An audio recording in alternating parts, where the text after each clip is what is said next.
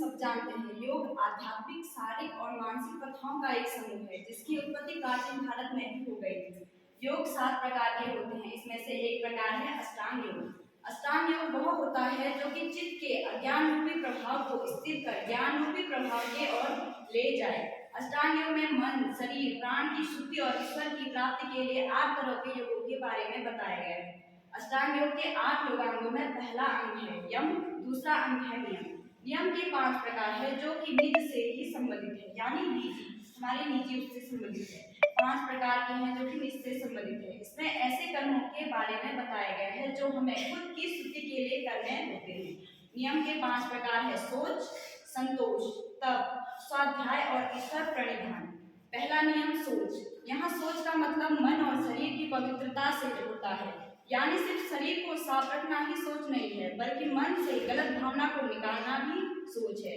अष्टांग योग के सोच नियम में मन की अंत शुद्धि, राग, द्वेष आदि का त्याग कर मन की वृत्तियों को निर्मल करने की प्रक्रिया होती है। दूसरा नियम है संतोष। इसमें समझना मुश्किल नहीं है लेकिन निभाना जरूर मुश्किल है। कर्तव्य का पालन करते हुए जो प्राप्त हो उसमें संतुष्ट रहना, या जो कुछ परमात्मा की कृपा से प्राप्त हो उसे संतुष्ट रखना ही संतोष है। तीसरा नियम है तप। तप या तपस्या का अर्थ होता है कि मन और शरीर को अनुशासित रखना। सुख दुख, सर्दी गर्मी, भूख प्यास जैसे द्वंद्वों को सहन करते हुए मन व शरीर की साधना ही तप है। चौथा नियम है स्वाध्याय। स्वाध्याय में केवल वेद वेदांतों का ही ज्ञान अर्जित करना नहीं बल्कि व्यक्ति को खुद के बारे में भी चिंतन करना जरूरी है।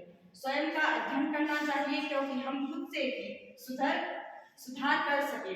विचारों में शुद्धि और ज्ञान प्राप्ति के लिए विद्याभ्यास, धर्म शास्त्रों का अध्ययन, सत्संग आदि का आदान प्रदान स्वाध्याय है। पांचवा नियम है ईश्वर प्रणिधान। ईश्वर के प्रति श्रद्धा और आस्था रखना ही ईश्वर प्रणिधान कहलाता है। इस नियम का पालन करने के पीछे सबसे बड़ी वजह है मनुष्य का आंतरिक निर्माण, ताकि अपने आप को बेहतर तरीके से जान सके।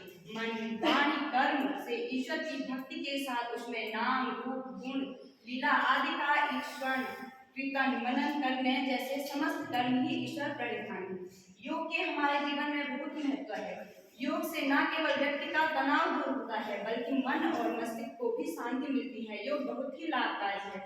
योग न केवल हमारे दिमाग मस्तिष्क को ताकत पहुंचाता है बल्कि हमारी आत्मा को भी शुद्ध करता है। धन्यवाद।